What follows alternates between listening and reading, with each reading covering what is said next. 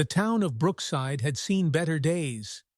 The streets, once buzzing with life, were now lined with vacant stores, their windows boarded up or covered in dust.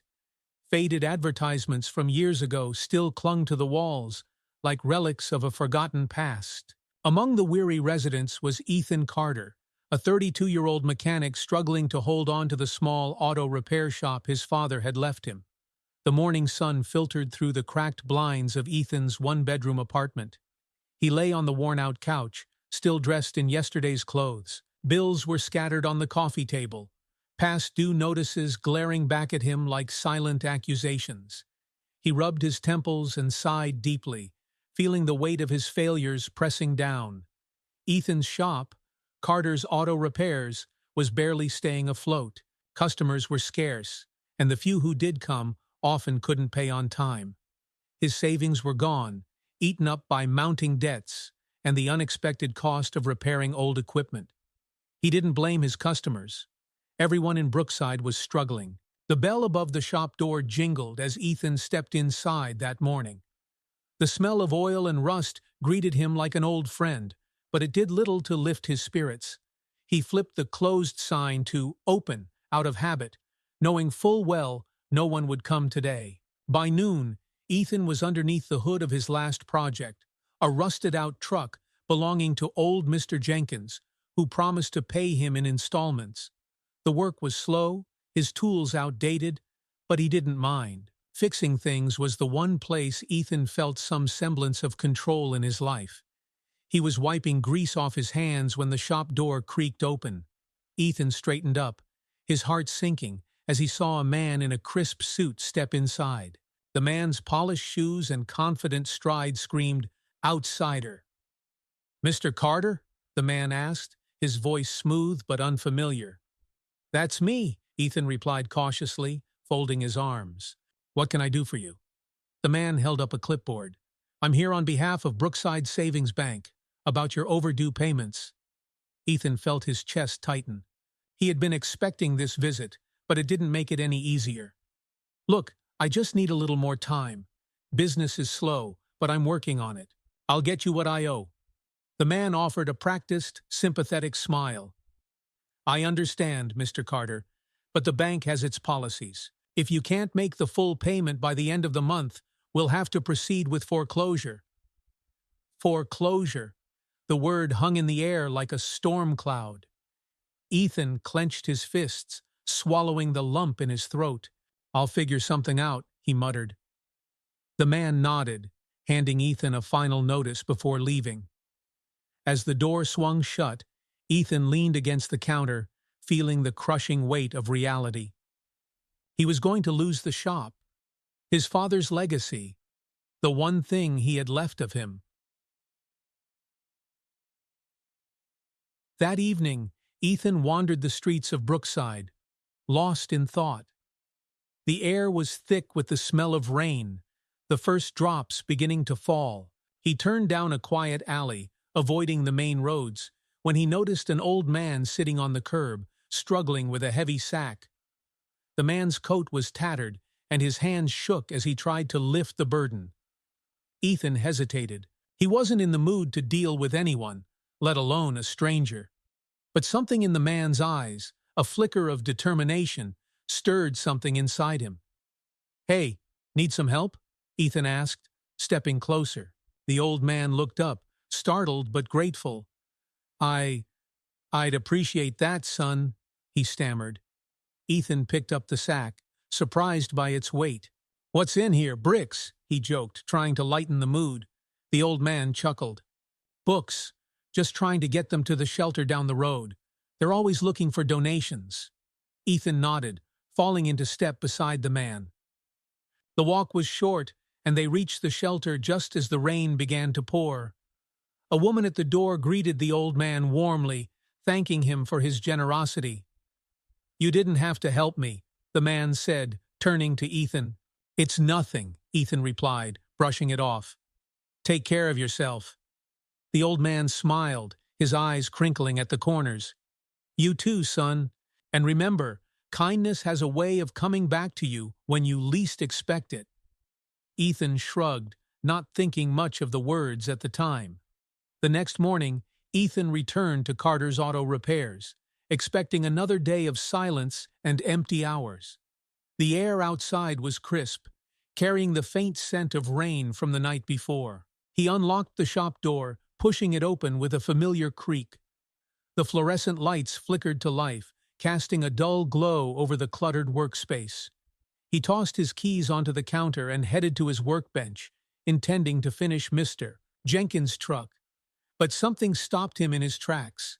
There, on the scarred wooden surface, was a small package wrapped in brown paper. A folded note rested on top, his name scribbled in neat, careful handwriting, Ethan Carter. Ethan frowned, looking around the shop. The doors had been locked, and no one should have been able to get in. He grabbed the note, unfolding it with a mixture of curiosity and caution. Dear Mr. Carter, I wanted to thank you again for your kindness last night. It is rare to find someone willing to help a stranger without expecting anything in return. I see now why the name Carter carries respect in this town.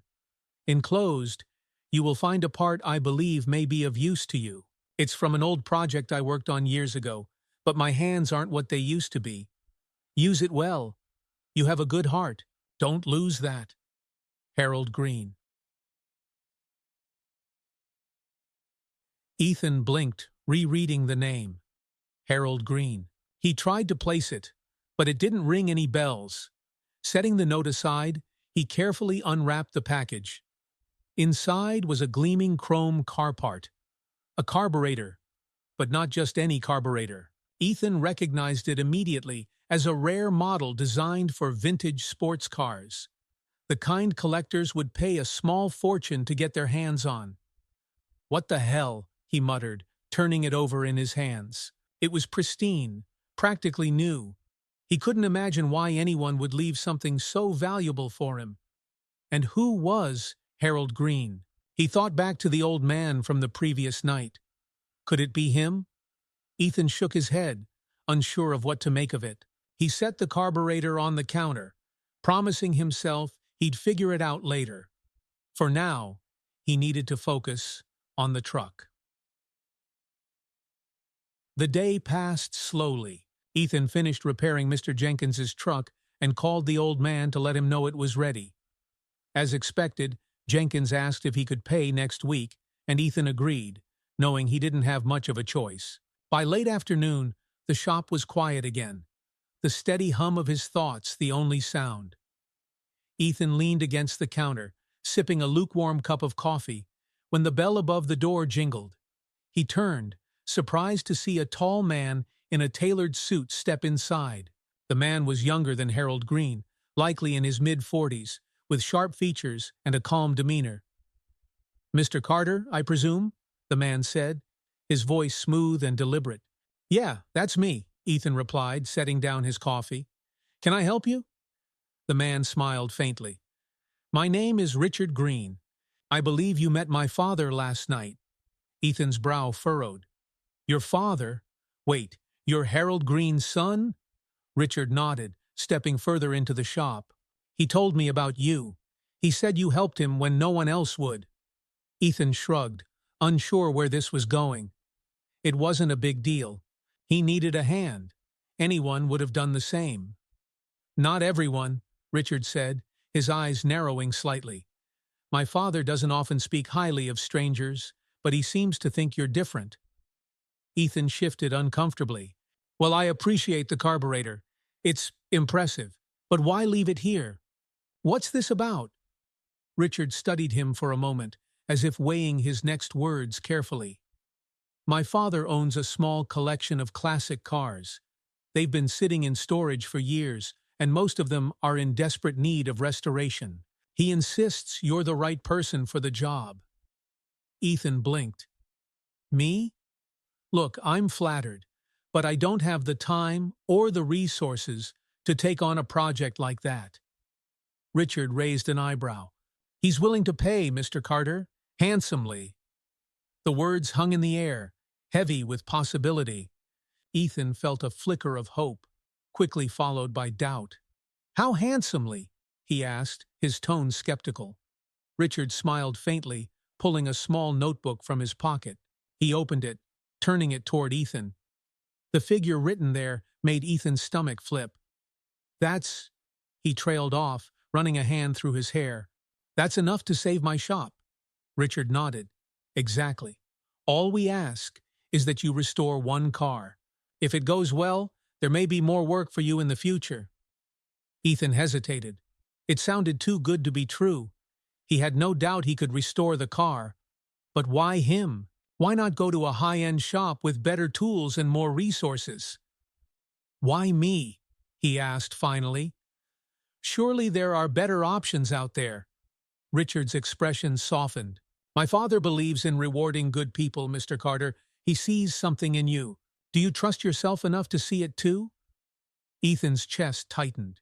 He wanted to believe he was capable of more than just scraping by, but years of failure had eroded his confidence. What kind of car is it? He asked, deflecting. A 1967 Mustang GT500, Richard replied. Ethan's eyes widened despite himself. It was a legend, a car every mechanic dreamed of working on. The thought of bringing one back to life sent a spark of excitement through him, but it was quickly tempered by his practical side. Give me a day to think about it, he said finally. Richard nodded, offering a business card. Take your time, but don't take too long. Opportunities like this don't wait forever. As Richard left, the shop felt strangely quiet. Ethan stared at the business card, his mind racing.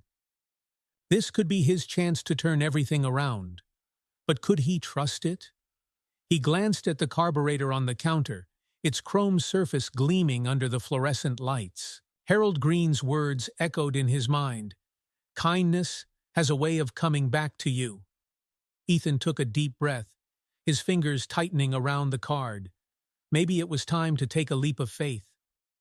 Ethan stood in his shop the next morning, staring at the business card on the counter. The name Richard Green gleamed in embossed letters against a matte black background. Beneath it was a phone number and a single line, Restoration Specialist.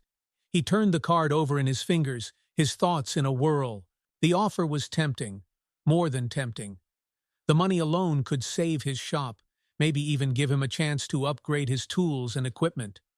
But the doubts lingered. Why had Harold Green chosen him? And what if he failed? A 1967 Mustang GT500 wasn't just a car, it was a piece of history. Ethan rubbed the back of his neck, letting out a long breath. He could hear his father's voice in his head, calm and steady. The right job doesn't wait for you to feel ready. You've just got to start. Finally, he reached for his phone and dialed the number. 2 hours later, Ethan was standing outside a massive steel warehouse on the edge of town. The place was surrounded by tall fences, with a pristine driveway leading up to the entrance. It looked out of place in Brookside, like it belonged in a wealthier city. Richard Green greeted him at the door, dressed in a sharp blazer that made Ethan feel acutely aware of the grease stains on his shirt. Mr. Carter, Richard said with a nod. I'm glad you decided to take this on. I'm still deciding, Ethan replied, crossing his arms. I need to see the car first. Richard smirked, stepping aside to gesture toward the warehouse. Fair enough. Follow me. The air inside smelled of aged leather and motor oil. Rows of classic cars lined the space, each one more stunning than the last. Ethan couldn't help but marvel at the collection. Sleek Jaguars, polished Cadillacs, and vintage Corvettes, all in various states of repair. And then he saw it. In the center of the warehouse, under a single spotlight, sat the 1967 Mustang GT500. Its once glorious body was coated in a thin layer of dust, the paint chipped and faded. The tires were flat, and the chrome trim was tarnished, but the car's potential was undeniable. Ethan approached it slowly, his heart pounding. She's a beauty, he murmured, running a hand along the hood. She was, Richard corrected, standing beside him. But she's been neglected for too long. My father wants her restored to her former glory. Ethan opened the driver's door, the hinges creaking in protest. The interior was rough, cracked leather seats, a missing gear shifter, but he could already envision the possibilities. "It won't be easy," Ethan said, crouching to inspect the undercarriage. "She'll need a new suspension system, probably a full engine rebuild, and that's just for starters." Richard crossed his arms, watching Ethan closely. "Are you up for it?" Ethan straightened, meeting Richard's gaze. He could feel the weight of the decision pressing down on him, but beneath the doubt was a spark of excitement he hadn't felt in years. "Yeah," he said finally, "I'm up for it." Over the next few days, Ethan threw himself into the project. Richard had the Mustang delivered to Ethan's shop, along with a generous advance to cover parts and labor. For the first time in months, the shop felt alive. Ethan started with the engine, carefully disassembling it piece by piece. The work was painstaking, requiring precision and patience, but it was exactly what Ethan needed. Every bolt he turned, every part he cleaned, felt like a step toward reclaiming not just the car, but himself. As he worked, memories of his father surfaced. He could almost hear his dad's steady voice guiding him, reminding him to focus on the details. One evening, as Ethan was cleaning a set of spark plugs, the bell above the door jingled. He looked up to see a familiar face, Maggie Turner, the owner of the diner down the street. "Hey, Ethan," Maggie said, her hands tucked into the pockets of her apron. "Saw the car out front. Looks like you've got a big project on your hands." "Yeah," Ethan replied, wiping his hands on a rag. "It's a restoration job. Could be what saves this place." Maggie smiled, her eyes warm. "Well, it's about time someone recognized your talent. I always told my customers you're the best mechanic in town." Ethan chuckled. "Appreciate that, Maggie." She hesitated, glancing at the Mustang. "You know, Ethan, sometimes we forget how much we're capable of until someone believes in us. Maybe this is your chance to believe in yourself." Her words lingered long after she left. Ethan returned to the Mustang, his resolve strengthening. He wouldn't just restore the car, he'd pour every ounce of his skill and determination into it. As the days turned into weeks, the Mustang began to transform. Ethan replaced the rusted suspension system, rebuilt the engine from the ground up, and painstakingly restored the chrome trim. He spent long nights sanding the body, preparing it for a fresh coat of paint. But it wasn't without challenges. The first week, one of his tools broke, forcing him to borrow a replacement from a neighboring shop. Then, halfway through the engine rebuild, he discovered a crack in the cylinder block that set him back days. Each setback tested his patience, but Ethan refused to give up. Slowly, the car began to resemble the masterpiece it once was. Tambato Vengdaj one evening, as Ethan was applying the final coat of deep blue paint, Richard Green stopped by the shop. He stood in the doorway, watching silently as Ethan worked. "She's coming along nicely," Richard said after a while. Ethan glanced at him, a hint of pride in his eyes. "She's almost there.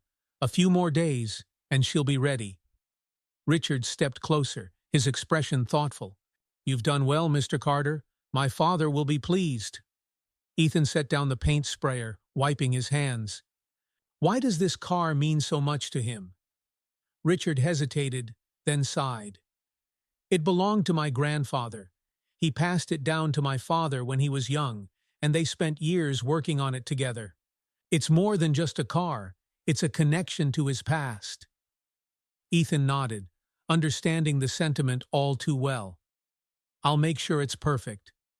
"I believe you will," Richard said, a rare smile crossing his face. By the end of the week, the Mustang was complete. Its sleek, polished body gleamed under the shop lights, and the engine purred like a contented cat. Ethan stood back, his chest swelling with pride as he took it all in. He couldn't remember the last time he'd felt this accomplished. The car was more than just a project. It was proof that he still had the skill and passion to succeed. As Richard and Harold Green arrived to pick up the Mustang, Harold's eyes lit up. The frail old man walked slowly around the car, running his hands over the smooth paint and polished chrome. "You've done it justice, son," Harold said, his voice thick with emotion. Ethan smiled, feeling a warmth he hadn't known in years. "Thank you, Mr. Green. It was an honor." The roar of the Mustang GT500's freshly rebuilt engine echoed down Brookside's quiet streets as Harold Green took it for its first drive in decades. Ethan stood outside his shop, hands tucked into his pockets, watching the old man with a mix of pride and exhaustion. The car gleamed like a jewel in the morning light, its flawless restoration a testament to weeks of meticulous effort. As Harold rolled to a stop in front of the shop, his smile stretched wide beneath the shadow of his hat. "She handles like a dream, son," he said, stepping out of the car with slow, deliberate movements. "Better than I ever remembered." Ethan nodded, the praise warming him more than he expected. "I'm glad she's back where she belongs, Mr. Green." Harold patted Ethan's shoulder. "And it's thanks to you. You've got a gift, Ethan. Don't ever doubt that." The old man handed Ethan a thick envelope. Ethan hesitated, but Harold insisted. "You've earned every penny. Take it." As the Greens drove away in the Mustang, Ethan opened the envelope, his breath catching at the sight of the crisp bills inside. It was more than enough to pay off his debts and keep the shop running for months. But even as relief flooded through him, a new thought surfaced. This was just one job. What came next? The next few days were a whirlwind of activity. Word of Ethan's restoration spread through Brookside, sparking a renewed interest in Carter's auto repairs.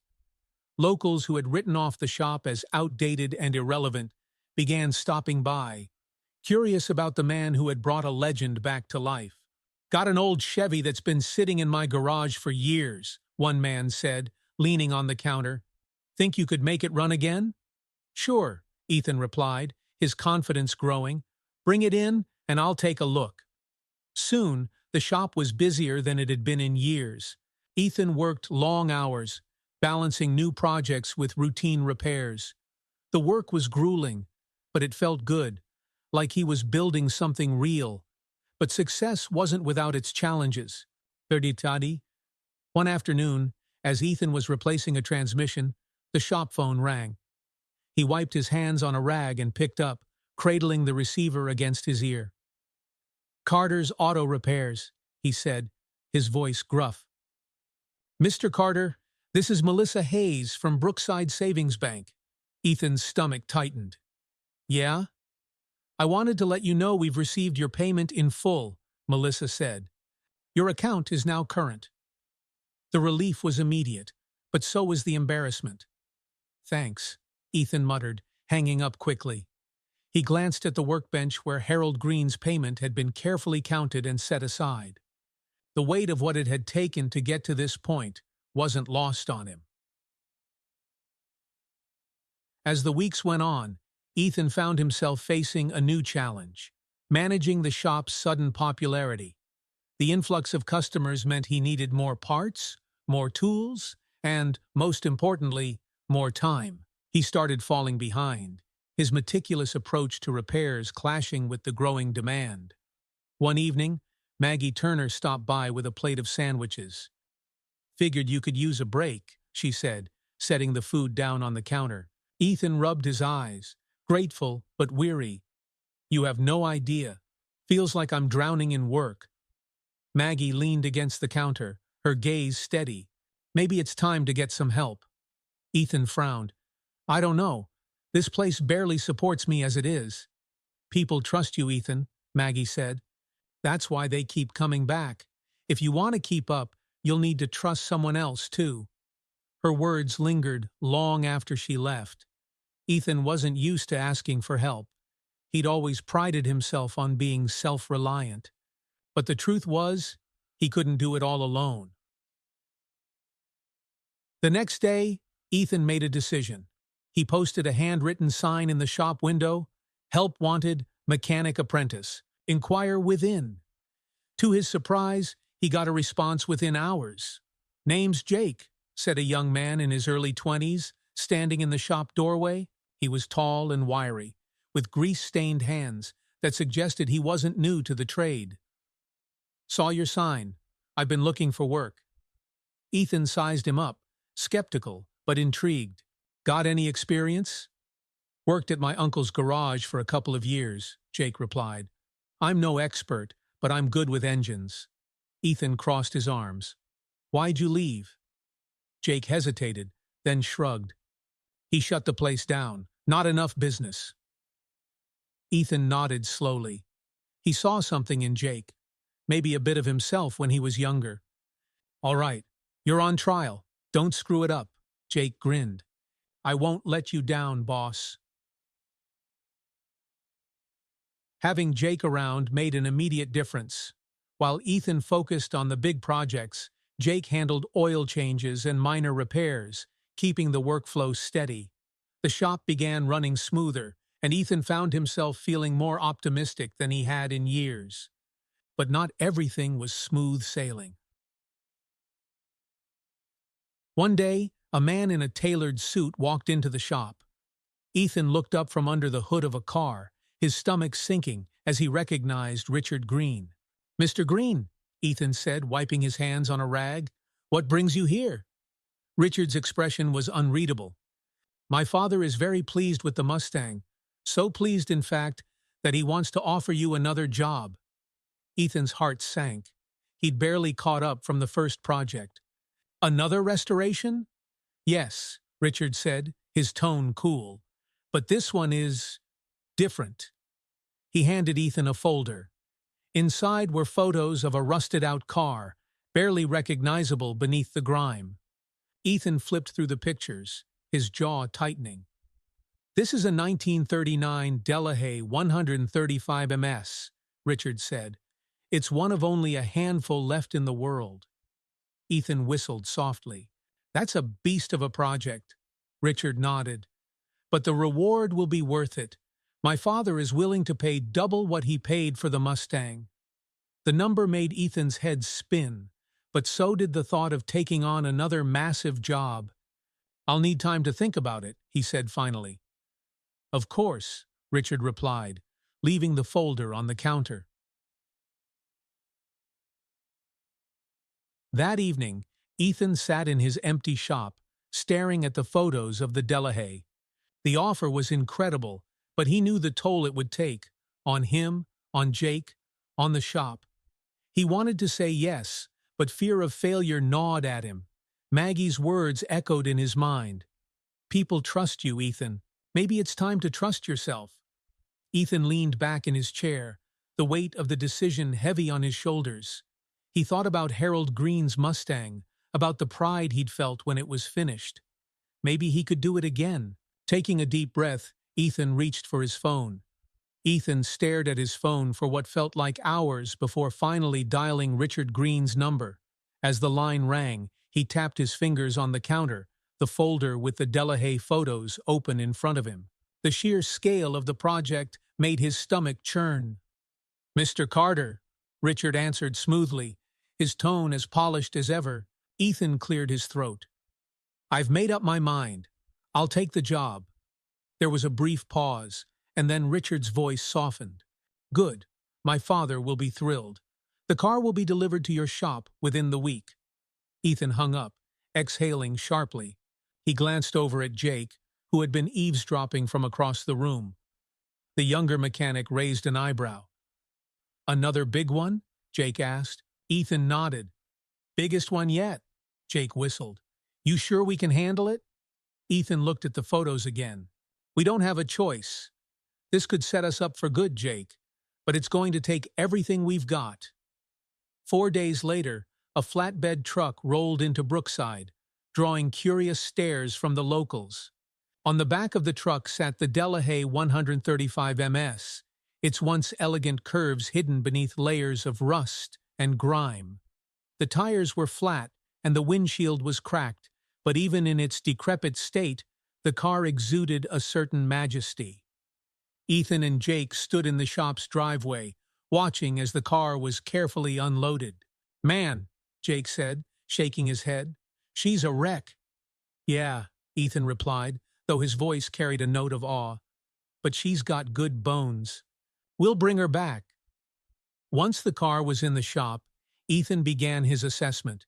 Every inch of the vehicle had to be examined, catalogued, and planned for.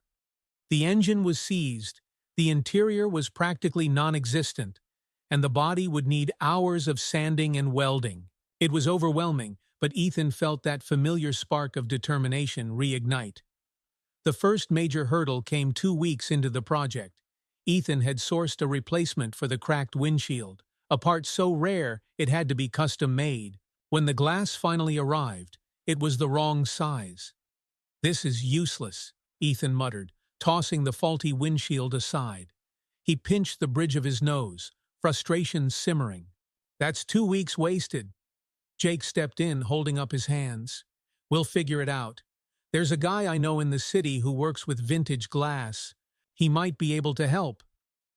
Reluctantly, Ethan let Jake take the lead on finding a solution. It felt strange to hand over control, but he knew he couldn't do everything alone. The next setback came when the Delahaye's engine, a complex straight six, refused to cooperate. Ethan spent hours disassembling it, only to discover that several key components were too damaged to repair. Replacements would cost a fortune, money they couldn't afford to lose. Maggie stopped by the shop that evening, bringing her usual offering of food. She found Ethan slumped at his workbench, his head in his hands. "Tough day?" she asked gently, setting a plate of sandwiches down. Ethan nodded. "Feels like everything's falling apart. This job might be too much for me." Maggie sat down across from him, her gaze steady. "You said the same thing about the Mustang, didn't you?" Ethan looked up, a faint smile tugging at his lips. "Yeah, I guess I did. And look how that turned out," she said. "You're not in this alone, Ethan. You've got Jake, and you've got a whole town rooting for you. Don't forget that." Maggie's words stuck with Ethan as he returned to the Delahaye. He began breaking the job into smaller tasks, focusing on what he could control. Jake came through with the custom windshield, and together they installed it with precision. The engine proved to be a harder battle. After scouring parts dealers and online forums, Ethan managed to find a complete replacement engine in California. It would eat into their profits, but it was the only way to get the car running. When the engine arrived, Ethan and Jake worked late into the night, installing it piece by piece. By dawn, the Delahaye's heart was beating again. The sound of the engine roaring to life filled the shop, and Ethan couldn't help but grin. "We did it," Jake said, his face smeared with grease. Ethan clapped him on the back. "We're not done yet, but this is a win." As word spread about the Delahaye, locals began stopping by the shop to see the progress. Ethan was surprised by how invested everyone seemed to be. Mrs. Johnson, the elderly woman from down the block, brought over a pot of homemade soup. "You boys need to keep your strength up," she said with a smile. A local carpenter offered to help restore the wooden accents on the car's interior, refusing to take payment. "This town could use a success story," he said simply. Even the kids from the neighborhood got involved, helping to clean up the shop's yard and polish tools. Ethan felt a deep sense of gratitude. For the first time in years, he didn't feel like he was carrying everything on his own. After months of work, the Delahaye was nearly complete. The body had been painstakingly sanded and painted a rich, deep maroon. The chrome accents gleamed, and the interior had been reupholstered with luxurious tan leather. Ethan and Jake stood back, admiring their handiwork. "She's a beauty," Jake said. "She is," Ethan agreed, his voice filled with pride. Richard Green arrived the next morning, his expression unreadable as he inspected the Delahaye. He walked around the car slowly, running his fingers over the smooth paint and peering inside the cabin. When he finally turned to Ethan, his face softened into a rare smile. My father will be overjoyed. You've exceeded every expectation, Mr. Carter. Ethan felt a wave of relief and pride. Thank you. It wasn't just me. Jake and the whole town helped make this happen.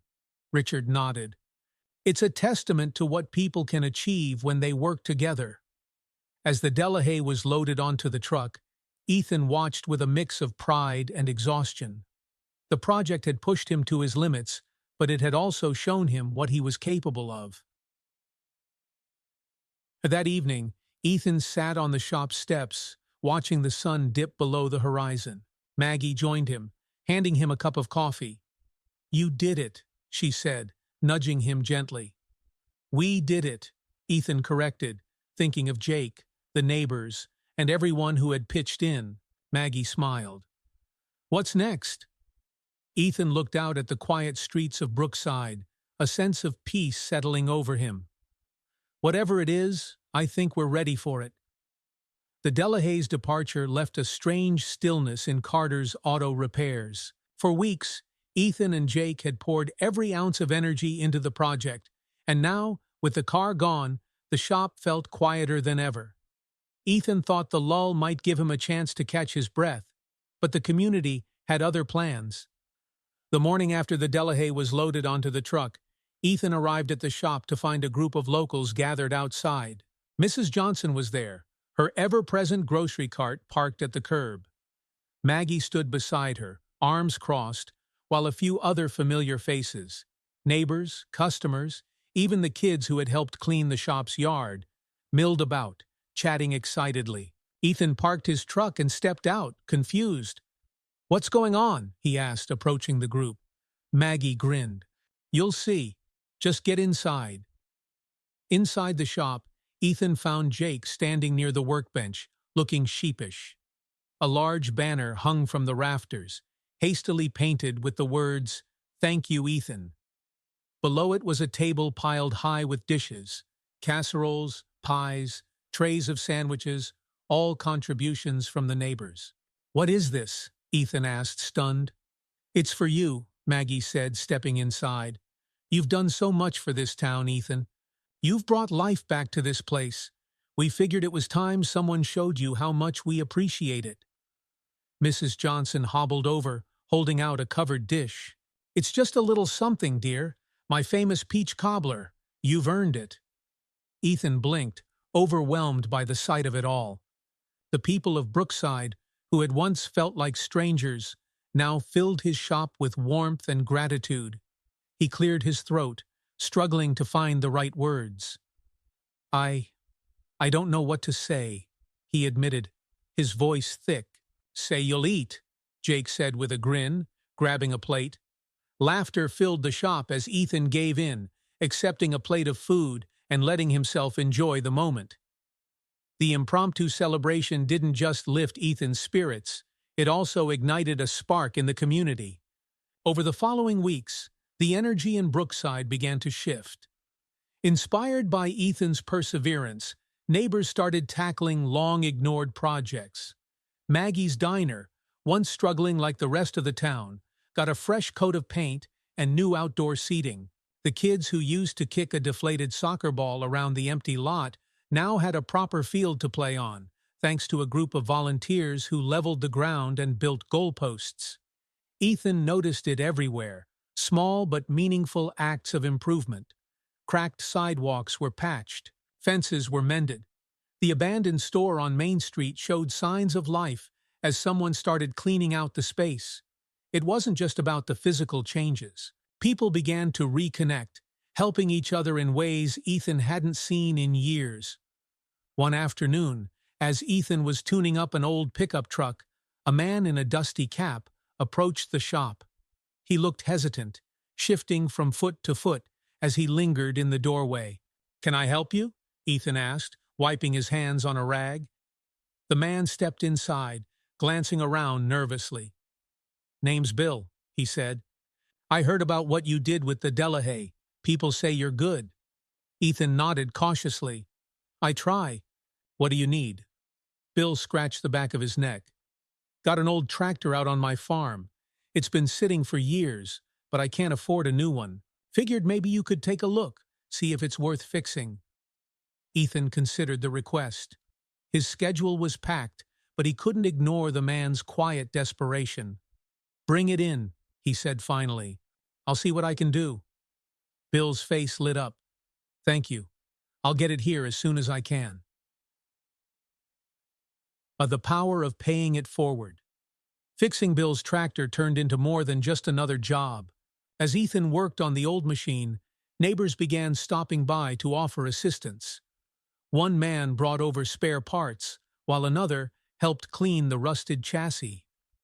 When the tractor was finally restored, Bill insisted on hosting a barbecue to celebrate. Ethan showed up reluctantly, feeling out of place, but the sight of the entire neighborhood gathered around the smoky grill made him realize something important. Kindness was contagious. Expanding the shop. The increased workload eventually forced Ethan to confront a long-avoided decision: expanding the shop. With Jake proving to be an invaluable assistant and more customers lining up each week, it was clear they needed more space and better equipment. One evening, Ethan sat at the counter of Maggie's diner, sketching rough plans for the expansion on a napkin. "What's that?" Maggie asked, setting a cup of coffee in front of him. "Thinking about knocking out the back wall," Ethan said, gesturing to his crude drawing. "Add a second lift, maybe a storage area for parts." Maggie nodded. "Ambitious. You can pull it off, though." "Yeah?" Ethan asked, raising an eyebrow. She smirked. "You've rebuilt a Mustang and a Delahaye. Pretty sure you can handle a couple of walls." Rallying the community true to Maggie's prediction, Ethan didn't have to tackle the expansion alone. Word spread quickly, and soon neighbors were volunteering their time and skills. Jake organized a crew to tear down the back wall, while the carpenter who had worked on the Delahaye's interior offered to build new shelving for the parts room. Even Mrs. Johnson showed up with lemonade and sandwiches for the workers. The shop's transformation became a community project, a tangible symbol of what Brookside could achieve when people came together. The grand reopening months of hard work culminated in a grand reopening for Carter's Auto Repairs. Ethan stood in front of the freshly painted building, a mixture of pride and disbelief washing over him. The new sign above the door read, "Carter's Auto Repairs, built by Brookside." The ribbon-cutting ceremony drew nearly the entire town. Harold Green even made an appearance, leaning on a cane but smiling broadly as he shook Ethan's hand. "You've done something special here, son," Harold said, his voice warm.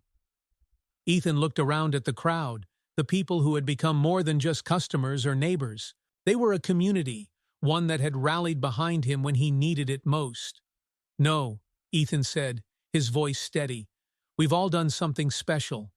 As the crowd cheered and the doors officially reopened, Ethan felt a deep sense of fulfillment.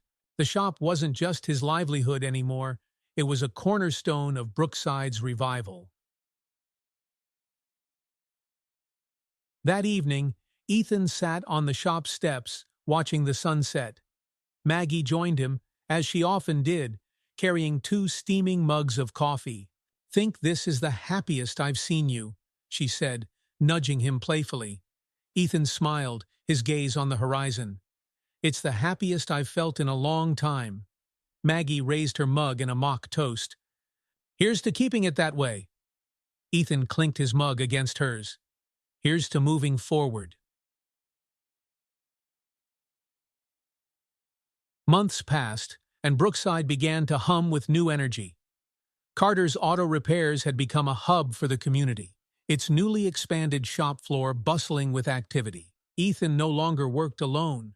Jake handled routine jobs with a confidence that had grown over time, and a second apprentice, a young woman named Clara, had recently joined the team. The shop now served as more than just a repair center. Locals stopped by to chat, drop off baked goods, or lend a hand when they had a spare moment. Ethan, once buried in solitude and self-doubt, now found himself at the heart of something bigger than he had ever imagined. But even as things seemed to settle into a rhythm, Ethan couldn't shake the feeling that there was still something unresolved, something tying him to the past. One rainy afternoon, as Ethan sorted through a pile of invoices, Jake walked in, holding a thick envelope. "This just came for you," Jake said, handing it over. Ethan frowned, wiping his hands on a rag before taking the envelope. The return address read Harold Green in a shaky script. Ethan's chest tightened. Harold had visited the shop only once since the Delahaye project, and his health had seemed fragile. He opened the envelope carefully, unfolding the letter inside. "Dear Ethan, I hope this letter finds you well. I've heard from Richard that the shop is thriving, and I couldn't be happier for you. You've done something remarkable, not just with the Delahaye, but with the way you've brought Brookside back to life. I've been thinking a lot about my time here and the legacy I'll leave behind. As you know, the Delahaye was more than a car to me. It was a connection to my father and the memories we shared. But there's another car I've kept hidden, one that holds a different kind of story. If you're willing, I'd like you to restore it. This won't be just another project. It's something deeply personal, and I trust you to handle it with the care it deserves. Richard will deliver the car to your shop next week. I'll explain everything in person when I visit. Thank you, Ethan, for reminding me that some legacies are worth preserving. Sincerely, Harold Green." Ethan stared at the letter, a mix of curiosity and apprehension coursing through him. Another project from Harold, and one so personal? "What's it say?" Jake asked, leaning against the counter. Ethan folded the letter, slipping it back into the envelope. "Harold's sending us another car. Says it's important." Jake raised an eyebrow. "Think it's another Delahaye situation?" Ethan shook his head. "I don't know. But if Harold's asking, it's gotta be something special." A week later, another flatbed truck pulled up outside the shop. This time, the car was draped in a heavy canvas tarp, adding an air of mystery to its arrival. Richard Green climbed out of the truck's cab, his demeanor as composed as ever. "Mr. Carter," he said with a nod, "I trust you received my father's letter." "I did," Ethan replied, gesturing toward the covered car. "Is this it?" Richard's lips curved into a faint smile. "It is. My father insisted that you be the first to see it. He said you'd understand its value once you did." Ethan approached the truck, his heart pounding with anticipation. With Jake's help, he carefully pulled back the tarp. Beneath it was a 1940 Buick Special, its once stately body now marred by decades of neglect. The deep burgundy paint had faded to a dull brown, and the chrome accents were tarnished beyond recognition. But what struck Ethan most was the car's interior. The seats were torn, the dashboard cracked, but tucked into the glove compartment was a folded piece of yellowed paper. Ethan reached for it instinctively, unfolding it to reveal a faded black-and-white photo. In the picture, a young Harold stood beside the Buick, his arm draped around a woman with bright eyes and a radiant smile. Ethan recognized the look on Harold's face immediately. It was love. "This was his car?" Ethan asked, his voice low. Richard nodded. "It belonged to my mother. She and my father used to take weekend drives in it, back when life was simpler." Ethan's throat tightened. He could see now why Harold had entrusted him with this project. The Buick wasn't just a car, it was a time capsule of memories, a symbol of a life once filled with joy and love. The Buick's restoration was unlike anything Ethan had tackled before. It wasn't about perfection or chasing historical accuracy. It was about honoring the emotions tied to the car. Ethan approached each task with reverence, treating the Buick as if it were a sacred artifact. As he worked, Harold visited the shop often, his frail frame moving slowly, but his eyes lighting up whenever he saw the progress. He told Ethan stories about his late wife, Margaret, how they met at a local dance hall, how she convinced him to buy the Buick, and how they'd taken road trips to the coast just to watch the sunset. "She always said this car had a soul," Harold murmured one afternoon, running his fingers over the freshly polished hood. And maybe she was right. Every time I see it, I feel like she's still here with me. Ethan nodded, swallowing the lump in his throat. We'll get her back on the road, Harold. I promise. A town united. The Buick's restoration became a town-wide effort. Clara, the newest member of the team, took charge of reupholstering the seats, carefully selecting fabric that matched the original as closely as possible. Jake worked on rebuilding the engine, while a local artist volunteered to restore the faded pinstriping along the car's body. Neighbors stopped by with words of encouragement, bringing coffee, snacks, and even spare parts they thought might be useful. Ethan felt a deep sense of gratitude as he watched the car and the community come together. The test drive. Months later, the Buick was finally complete. The deep burgundy paint gleamed in the sunlight, the chrome accents reflecting the sky like mirrors. The engine purred to life with a smoothness that brought a tear to Harold's eye. Ethan handed Harold the keys, his chest tightening, as the old man climbed behind the wheel. "You sure you don't want to drive it first?" Harold asked, his voice shaky but full of excitement. Ethan shook his head. "This was always your car. You should be the one to take her out." Harold nodded, gripping the steering wheel with trembling hands. He pulled out of the shop's driveway, the Buick gliding down the street like a dream. Neighbors lined the sidewalk, cheering and clapping as Harold drove past, a wide smile on his face. A quiet conversation. Later that evening, Ethan found Harold sitting in the Buick, parked beneath the shade of an old oak tree. The sun was setting, casting golden light across the car's polished surface. "Mind if I join you?" Ethan asked, leaning against the open passenger door. Harold gestured for him to sit. They sat in silence for a while, the quiet hum of the engine the only sound between them. "This car, it's more than I ever hoped for," Harold said finally, his voice thick with emotion. "You've given me back a piece of my life I thought was lost forever." Ethan glanced at the old man, his own eyes misting. "You gave me the chance, Harold. Without you, I don't know where I'd be right now." Harold smiled, his gaze fixed on the horizon. "Sometimes, all it takes is one act of kindness to set things in motion. Don't ever forget that, Ethan." As the sun dipped below the horizon, Ethan felt a quiet sense of closure. The Buick wasn't just a restoration. It was a reminder of how far he'd come, how much he'd grown, and the impact one person could have on another's life. The seat throughout the morning light filtered into Carter's Auto Repairs, illuminating the shop like a warm embrace. Ethan stood by the workbench, holding a cup of coffee, and gazed at the freshly polished tools neatly lined up beside him. The shop had become a second home not just for him, but for everyone in Brookside. And now, as he looked out at the busy streets beyond the shop's open doors, he felt something he hadn't in years: peace. The Buick Special sat in the corner of the shop, its burgundy paint glowing softly in the sunlight. Harold Green had left it there the evening before, insisting that Ethan keep it as a symbol of what they had accomplished together. "It belongs here now," Harold had said, his voice frail but firm. "It's a part of this place, just like you are." Ethan had argued, but Harold wouldn't hear of it.